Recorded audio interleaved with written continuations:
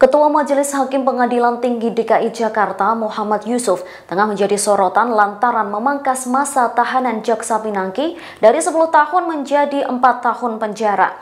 Muhammad Yusuf sendiri rupanya juga sempat menangani kasus yang menjerat eks-komisioner KPU Wahyu Setiawan. Dalam vonis terhadap Wahyu Setiawan, Muhammad Yusuf diketahui tidak memberikan hukuman tambahan pada terdakwa. Dalam persidangan permohonan banding, Pengadilan Tinggi DKI Jakarta memotong hukuman vonis Pinangki selama 6 tahun.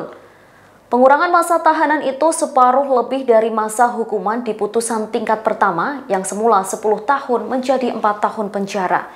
Putusan tersebut diambil oleh Ketua Majelis Hakim Muhammad Yusuf dengan Hakim anggota Haryono Singgih Budi Prakoso, Lafat Akbar, dan Reni Halida Ilham Malik.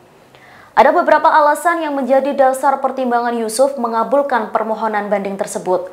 Yusuf menilai eks-jaksa Pinangki kooperatif saat menjalani persidangan. Selain itu, Pinangki juga sudah mengaku bersalah dan mengatakan menyesali perbuatannya. Yusuf mengatakan Pinangki sebagai wanita harus mendapat perhatian, perlindungan, dan perlakuan secara adil. Keputusan ini pun menjadi polemik oleh sejumlah pakar anti korupsi. Anggota Divisi Hukum dan Monitoring Peradilan Indonesia Corruption Watch, Kurnia Ramadana, mengatakan jaksa harus mengajukan kasasi untuk membuka kesempatan Pinangki dihukum lebih berat. Kurnia berpesan agar Ketua Mahkamah Agung harus selektif dan mengawasi proses kasasi tersebut. Ia juga meyakini jika tidak ada pengawasan, bukan tidak mungkin hukuman Pinangki dikurangi kembali, bahkan bisa dibebaskan.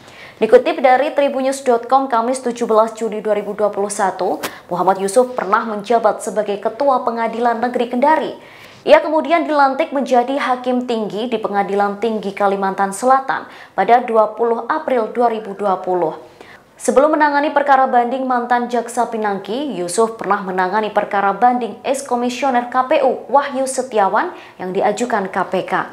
Salah satu pertimbangan KPK mengajukan banding karena Wahyu Setiawan tidak dijatuhi hukuman tambahan berupa pencabutan hak untuk dipilih dalam jabatan publik. Namun PT DKI Jakarta menolak banding tersebut. Alasannya Wahyu tidak berkarir dalam dunia politik serta dengan pertimbangan hak asasi manusia.